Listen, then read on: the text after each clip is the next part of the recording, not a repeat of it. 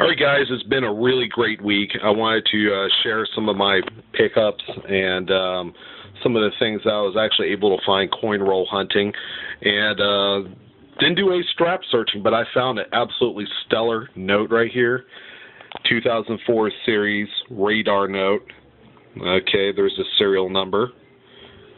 What a great find. I didn't think I'd be finding any of these, let alone a $20 bill, but this is a keeper. You know, it'll give me a little bit of a premium if I decide to sell it online, you know, on an auction website like eBay.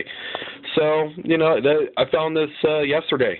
You know, it was going through the ATM and bam, got this thing. So that's a really nice find.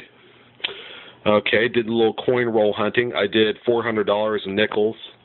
Picked up all these right here. These are all wartime silvers. They're 35% silver. So, you know, it's one of the few denominations you could pick up, you know, and find plenty of these. Okay, you'll know that it's a wartime silver nickel. It's going to be between 1942 and 45. These are the least common, you know, types that everybody's going for. Everybody's going for silver halves and quarters and dimes. Let's see if I can find a good example here. So I don't know if you can see, it's got the mint mark above Monticello. They'll come in the form of a P, D, or S, and it's huge. It's hard to miss on these things. And the thing about these manganese silver nickels is they're going to look like this. You won't find too many of them that are uncirculated, but they're going to have a dark tone. It's kind of nasty, gunmetal look to it. As far as silver melt value, they're about $1.35. So, you know, I've made out, you know, something as easy as finding silver war nickels. I've made a pretty good investment. Also found 3 buffaloes. They all have readable dates, actually. A 35, a 36, and a 27. They don't have mint marks. Again, this camera isn't too good for focusing on these, but these are about fine condition. Nothing. See this one right here. This one is really corroded up. You know, you could tell it's a buffalo nickel. It's got details, but it's like it's been pulled out of the ground, like when someone metal detecting. So I found these out of $400 in nickels. That's 4 boxes. Did some dimes as well. Found a mercury. Let's see. This one's a 45. 45. No mint mark. Nice find. You don't find too many of these. I went through $1,000 in dimes. Picked up some silver dimes, some pre-64s. There's 1, 2, 3, 4, 5, 6 of them. And, you know, believe it or not, someone must be cashing their change for the holidays. And, you know what? Every time this year, I encourage folks to coin roll hunt for the sake that people are actually cashing in their coins, you know, and they don't know any better as far as what's in these. I've read on forums online, such as Coin Talk. There's a huge roll searching population on there, and they'll tell you this time of year, great time to roll search because everybody's cashing in their coins. All right, picked up 7 of them out of $1,000 at the bank I go to. They issue out $500 boxes. All right, and I picked up some coins at the local dealer that I'd like to show you.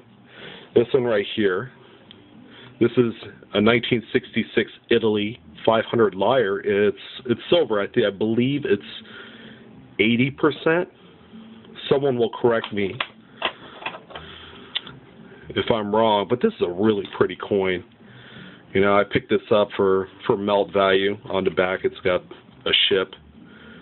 L500. It's got the lettered edge, so the date is on the edge along with some stars. It's a really pretty coin. I've been looking to add one of these to my collection for a while, so I got those. I picked up a 1964 Royal Canadian Mint set. Okay, all the coins look proof-like, but you know what? That's their regular business strike, if I'm not mistaken. They all exhibit proof-like surfaces, especially the pre-68 silver coins, which is what these are. These are 80% silver. I picked this up for Melt. It's a really great set, and it's one you don't see too often. If you guys find something like this, pick it up. Don't pay too much of a premium on them because they're still available out there, but you're going to see a lot of 66 and 67 sets out there, especially online. You don't see too many of these. Okay, sorry about the glare. Really nice, really pretty. What a great pickup. And from the same dealer, I also picked up more Canadian. Here's a 53 50-cent piece. Here's the earlier bust of Queen Elizabeth. They used this bust, I think, until, what, 67, and then they switched over to the more mature head. Sorry about that. This is for my scrap junk silver collection. It's got a really ornate crest on the back with the two lions. And I'm sorry, this camera's not picking up the detail, but it's really nice. And, you know, I've been going after a lot of Canadian stuff because it's a little bit cheaper alternative than to buy, you know, like Morgans and Peace dollars and 90% U.S. silver. Even though these are 80% silver, they're a great buy right now. Here's a $1 Canadian. This one is actually, what is this, kind of like a commemorative. This is a 1949. Okay, the other regular issue dollars is going to have what they call the Voyager style, where there's a canoe on the back.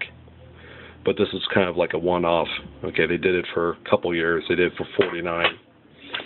And here's another one here. This one is a 39. Right there. Okay.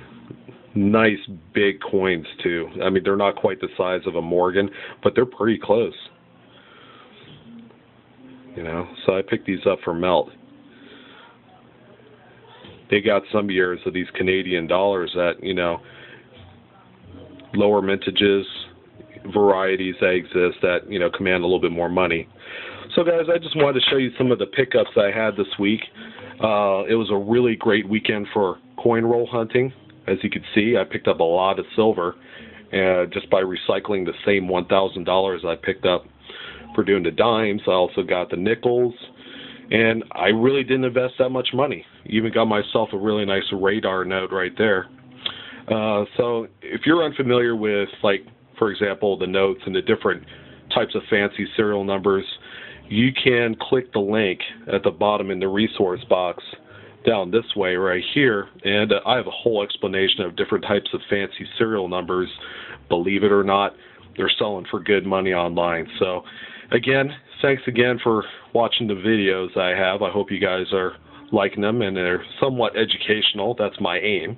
And, you know, don't be afraid to comment in the box below. Everybody have a great holiday and a nice weekend coming up.